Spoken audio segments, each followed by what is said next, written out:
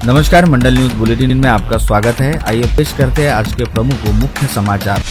Badnera police थाना क्षेत्र अंतर्गत अकोला रोड वाई पॉइंट पर आज सुबह 6:45 बजे नागपुर की ओर जा रही मारुति ओमनी वैन को तेज रफ्तार ट्रक ने जोरदार टक्कर मार दी, जिसके चलते कार में सवार वासुदेव नारायण राणे व शालू वासुदेव राणे नामक पति पत्नी की मौके पर ही मौत हो गई। वही कार में सवार राणे दंपति की 2 बेटियां व एक बेटे सहित उनकी भतीजी घायल हुई है, जिनमें से राणे दंपति के 2 बेटियों व एक बेटे को काफी गंभीर चोटें आई है। ऐसे में चारों बच्चों को तुरंत ही इलाज के लिए अस्पताल में भर्ती किया गया। इस संदर्भ में मिली जानकारी के मुताबिक जलगांव खानदेश के कांदड़ा गांव निवासी वासुदेव राणे अपनी पत्नी शालू राणे और 2 बेटियों चैताली व इशिता एवं बेटे पार्थ तथा भतीजी खुशबू विष्णु राणे इनके साथ अपनी मारुति ओमनी वैन में सवार होकर नागपुर की ओर जा रहे थे। वह वैन जैसे ही बडनेरा के निकट सुपर एक्सप्रेस हाईवे स्थित अकोला वाई पॉइंट पर पहुंची तो सामने से आ रहे तेज रफ्तार ट्रक ने इस ओमनी वैन को जोरदार टक्कर मार दी। यह हादसा इतना भीषण था कि कार चला रहे वासुदेव राणे और उनके साथ सामने की बगल वाली सीट पर बैठी उनकी पत्नी शालू राणे की मौके पर ही मौत हो गई। वही पिछली सीट पर बैठे चारों बच्चे बुरी तरह से घायल हो गए, जिसमें से राणे दंपति के 3 बच्चों को अच्छी खासी चोटें आई है।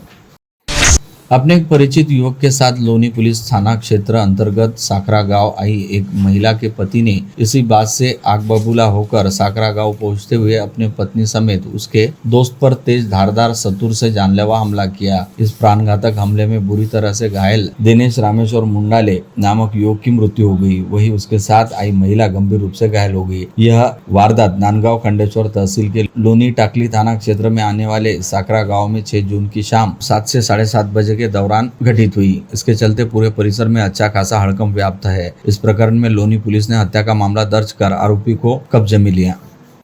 गाड़ीगंज पुलिस थाना क्षेत्र अंतर्गत अपनी पढ़ाई लिखाई हेतु किराए का कमरा लेकर रहने वाली इंजीनियरिंग की छात्रा विगत 4 जून को अपने कमरे में फांसी के फंदे पर लटकी पाई गई थी, जिसे लेकर उसके ही परिचय में रहने वाले एक युवक ने पुलिस में शिकायत दर्ज कराई थी, जिसके आधार पर पुलिस ने इसे हत्या का मामला मानते हुए आकस्मिक मौत का मामला दर्ज किया था। परंतु अब पीएम रिपोर्ट के जरिए स्पष्ट हुआ कि मृतक युवती के मस्तिष्क में अंदरूनी चोट थी और संभवतः उसकी मृत्यु होने के बाद उसे फांसी पर लटकाया गया, जिसके चलते मृतक की बड़ी बहन द्वारा दर्ज कराई गई शिकायत के आधार पर गाड़ीगंज पुलिस ने प्रतीक शरद हिवसे इसके खिलाफ हत्या का मामला दर्ज करते हुए उसे अपनी हिरासत में लिया। प्रहार जनशक्ति पक्ष ने किसान मजदूरों, महिलाओं, युवाओं के हित में राज्य की महायुति सरकार से अनेक मांगे रखते हुए कल रविवार 8 जून को सुबह 11 बजे से बेमुदत अन्न त्याग आंदोलन का ऐलान किया, जिसमें राष्ट्रसंत तुकडोजी महाराज की गुरुकुंज मोजरी में पूर्व विधायक बच्चू कडू के नेतृत्व में 25,000 से अधिक कार्यकर्ता और सामान्य जन अनशन करेंगे। यह दावा आज दोपहर मराठी पत्रकार भवन में आयोजित पत्रकार परिषद में कार्याध्यक्ष बबलू जवंजाल ने किया। उन्होंने बताया कि आंदोलन जन जन के हित में होने से राज्य के प्रमुख नेता संभाजी राजे भोसले, किसान नेता राजू शेट्टी, रघुनाथ दादा पाटिल, विजय जावंधिया, रापस अध्यक्ष महादेव जानकर, अजित नवले के साथ साथ भारतीय किसान यूनियन के राकेश टिकेत ने समर्थन घोषित किया। दिनांक 8 जून पासून बच्चू भाऊ बेमुदत अन्नत्याग आंदोलनाला बसणार आहे। यातील प्रमुख मागणी असा आहे, शेतकऱ्याला संपूर्ण कर्जमाफी देण्यात यावी, शेतकऱ्याला शेतमालाला हमी भाव देण्यात यावा, दिव्यांग आणि विधवा भगिनींना 6,000 रुपये मानधन देण्यात यावे आणि पेरणी ते कापणी ही मजुरीची सर्व कामे MRGS-मधून घेण्यात यावी। यासह आणखी मग शिक्षकेतर कर्मचारी असेल, कामगार असेल, मेंढपाळ असेल, मच्छीमार असेल, या सर्वांच्या ग्रामपंचायत आमचे कर्मचारी असेल, या सर्वांच्या रास्त मागण्या घेऊन उद्यापासून बेमुदत आंदोलनाला सुरुवात होणार आहे। उद्या जवळपास 20 ते 25,000 शेतकरी, शेतमजूर आणि आमचे कार्यकर्ते या उपोषणात दाखल होणार आहेत। या रॅलीची सुरुवात उद्या संत गाडगे महाराज यांच्या समाधीचं दर्शन घेऊन बच्चू भाऊ सुरू करणार आहेत। या रॅलीचं संपूर्ण शहरातून ही रॅली निघून नंतर मोजरी येथे राष्ट्रसंत तुकडोजी महाराज यांच्या समाधीच्या बाजूने हे अन्नत्याग आंदोलन सुरू होणार आहे आणि मोठ्या संख्येनं यात शेतकरी सर्व बांधव उपस्थित होत असताना पत्रकार बंधूंच्या मार्फत मी अशी विनंती करतो की यात जास्तीत जास्त लोकांनी आपला सहभाग नोंदवावा। लाडली बहन योजनाओं को लेकर विरोधियों का आरोप है कि लाडली बहनों के साथ धोखा किया जा रहा है। अब यह दावा किया जा रहा है कि इस योजना से करीब 50 लाख महिलाएं अपात्र घोषित की गई। इस पर पूर्व विधायक व प्रहार संगठन के अध्यक्ष बच्चू कडू ने सरकार पर कड़ी टिप्पणी की। उन्होंने कहा कि लाडली बहनों के साथ धोखा हो रहा है, हम इसके खिलाफ न्यायालय जाएंगे। ईद उल अजहा यानी बकरी ईद के मौके पर हाथीपुरा स्थित मिस्किन शाह मस्जिद के वसी मैदान से सुबह 7:45 बजे भव्य जुलूस निकाला गया, जिसमें सैकड़ों की तादाद में मुस्लिम समाज बंधुओं की उपस्थिति रही। वसी मैदान से निकला यह जुलूस सुबह 8 बजे हैदरपुरा कब्रस्तान स्थित ईदगाह मैदान पहुंचा, जहां पर पहले से ही ईद की नमाज अदा करने हेतु हजारों मुस्लिम समाज बंधुओं की मौजूदगी थी। 50 सुबह 8:15 बजे जमात खड़ी हुई और मिस्किन शाह मस्जिद के खतीब व इमाम मुफ्ती शरफुद्दीन ने ईद की नमाज अदा करवाई, जिसके उपरांत खुतबा पढ़ते हुए अच्छी बारिश और दुनिया की भलाई के लिए दुआ पड़ी गई। जिसके बाद सभी उपस्थितों ने एक दूसरे को ईद की मुबारकबाद देते हुए अपने अपने घरों पर जाकर कुर्बानी की धार्मिक विधि को पूरा किया। ईदगाह मैदान पर आज सुबह होने वाली ईद की नमाज के मद्देनजर ईदगाह परिसर के चारों ओर पुलिस का बेहद तगड़ा इंतजाम किया गया था। इस समय खुद पुलिस आयुक्त अरविंद चावरिया ने यहां पर उपस्थित रहकर सुरक्षा इंतजामों का जायजा लिया, जिसके साथ पुलिस उपायुक्त गणेश शिंदे व सागर पाटिल भी उपस्थित थे। इस समय सीपी चावरिया ने मुस्लिम समाज बंधुओं को ईद पर्व की शुभकामनाएं दी। प्रसिद्ध कर सलाहकार और विदर्भ इंडस्ट्रीज एसोसिएशन के उपाध्यक्ष टैक्स टॉक स्तंभ के लेखक सीए नरेश जाकोटिया ने कहा कि 60 वर्षों बाद आए नए आयकर कानून में न केवल अधिकांश प्रावधान सरल तथा सुगम कर दिए गए, अपितु यह अनेक मायनों में स्वागत योग्य है। शीघ्र कानून बनाने वाले हैं। देश में टैक्स कलेक्शन सतत बढ़ रहा है, जो शासन स्तर पर विश्वास को भी प्रदर्शित करता है। सीए जाकोटिया ने बताया कि आयकर के माध्यम से सरकार को 20 लाख करोड़ की आमदनी होती है। ऐसे ही प्रतिमाह जीएसटी से 2 लाख करोड़ से अधिक का कलेक्शन हो रहा है। ICAI की अमरावती शाखा द्वारा प्रत्यक्ष कर समिति के सहयोग से आयोजित आयकर विधेयक 2025 के पब्लिक आउटरीच कार्यक्रम में आयकर विभाग के सहायक आयुक्त SS नेमा का स्वागत IPP CA अनुपमा लड्डा, अध्यक्ष CA दिव्या त्रिकोटी आदि मान्यवरों ने किया। जिले के सांसद बलवंत वानखड़ी की अध्यक्षता में परतवाड़ा में शुक्रवार 6 जून को 2 समीक्षा बैठकें हुई। इस बैठक में कांग्रेस जिलाध्यक्ष अनिरुद्ध उर्फ बबलू देशमुख, अचलपुर उप विभागीय अधिकारी बलवंत अरखराव, तहसीलदार डॉक्टर संजय गरमकल मंच पर विराजमान थे। पहली समीक्षा बैठक सुबह 11 बजे अचलपुर उप विभागीय कार्यालय के सामने भूमि अभिलेख कार्यालय के नवनिर्मित सभागृह में हुई। इस समीक्षा बैठक में अचलपुर तहसील के ग्रामीण क्षेत्रों की समस्या सुनी गई और उसका निपटारा किया गया। बैठक के दौरान सांसद वानखड़े ने विभिन्न मुद्दों को लेकर अधिकारियों को फटकार लगाई। विद्यार्थियों की परीक्षा संदर्भ की गंभीर समस्या और विद्यापीठ प्रशासन की निष्क्रियता के आरोप में अखिल भारतीय विद्यार्थी परिषद अमरावती महानगर की तरफ से विद्यापीठ में लगातार 6 घंटे तक तीव्र आंदोलन किया गया। परीक्षा नियंत्रक अनुपस्थित रहने से संतप्त हुए कार्यकर्ताओं ने कुल सचिव के कक्ष में ठिया जमा कर लिखित आश्वासन मिलने तक आंदोलन शुरू रखा। पालक मंत्री चंद्रशेखर बावनकुले की अतिशीघ्र मेलघाट की दोनों तहसीलों को भेंट से पहले आज कलेक्टर आशीष एरेकर धारनी पहुंचे। उन्होंने प्रकल्प अधिकारी कार्यालय में आदिवासी विकास विभाग की समीक्षा बैठक ली। उसी प्रकार नैसर्गिक आपदा बाधित किसानों की EKYC संबंधी एग्रीस्टेक पंजीयन प्रक्रिया का अवलोकन किया। संबंधितों को निर्देश भी दिए।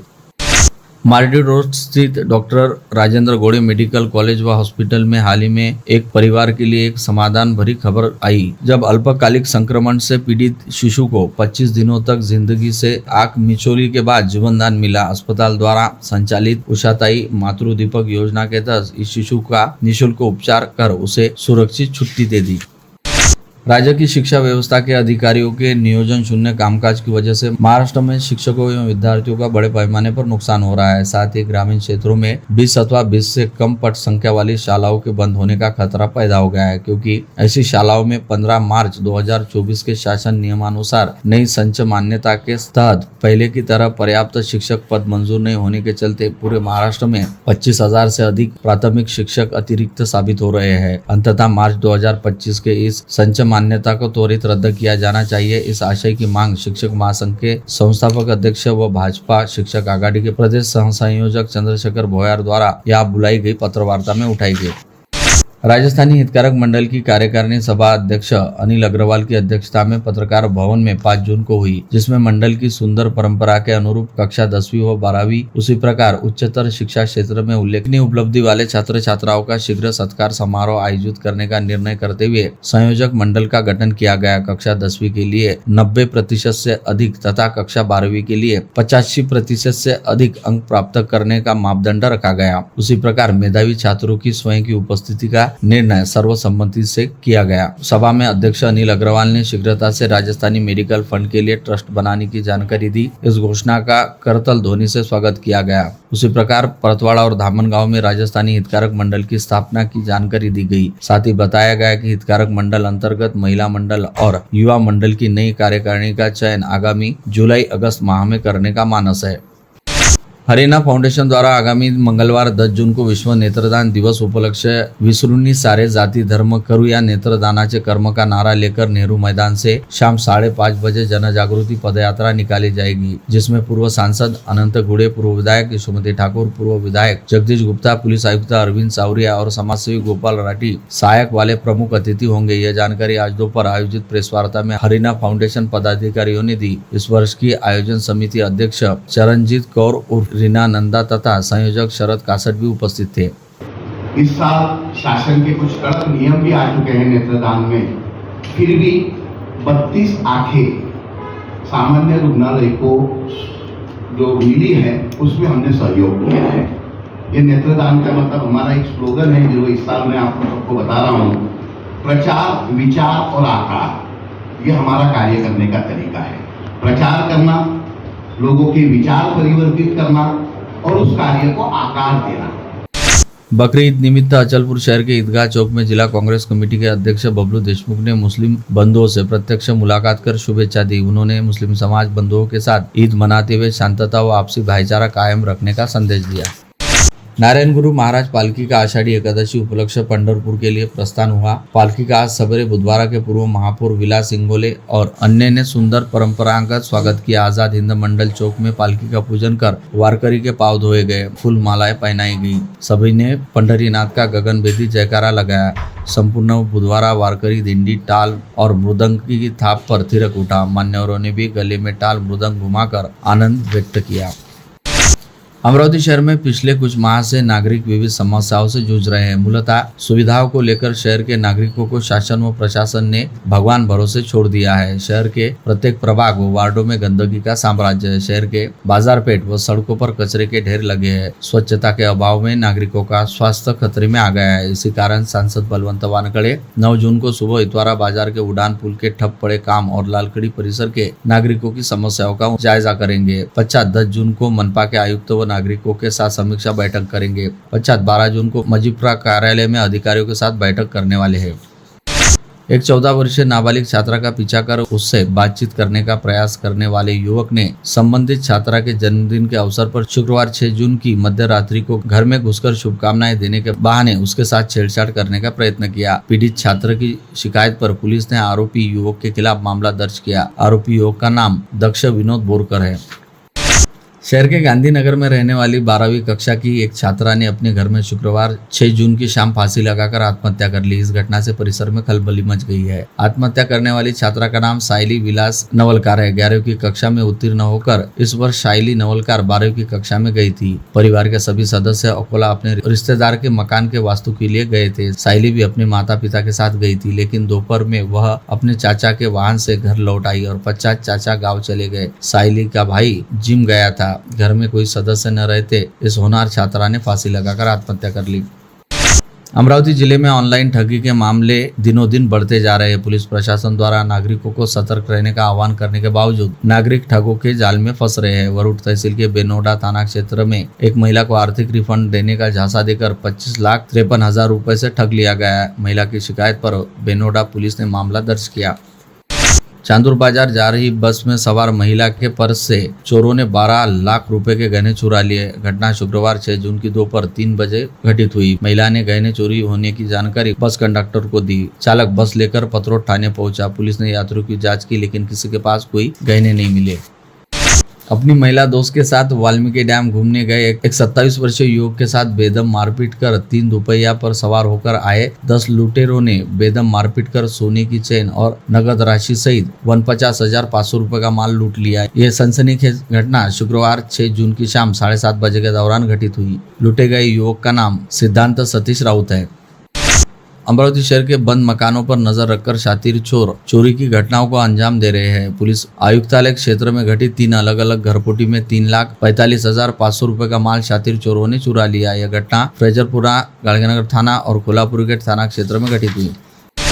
दहेज की मांग करते हुए प्रताड़ित करने के साथ ही चरित्र को लेकर लांछन लगाते हुए एक महिला के साथ बेदम मारपीट की गई और उसे घर से बाहर निकाला गया। सन 1924 से प्रताड़ना सहन करने के बाद आखिरकार उक्त महिला ने अपने मायके के पास स्थित पुलिस थाने पहुंचकर शिकायत दर्ज कराई, जिसके आधार पर दत्तापुर पुलिस ने नागपुर निवासी राजेश व आरवी निवासी संजय नामक 2 आरोपियों के साथ ही 2 महिलाओं के खिलाफ पारिवारिक प्रताड़ना का मामला दर्ज किया।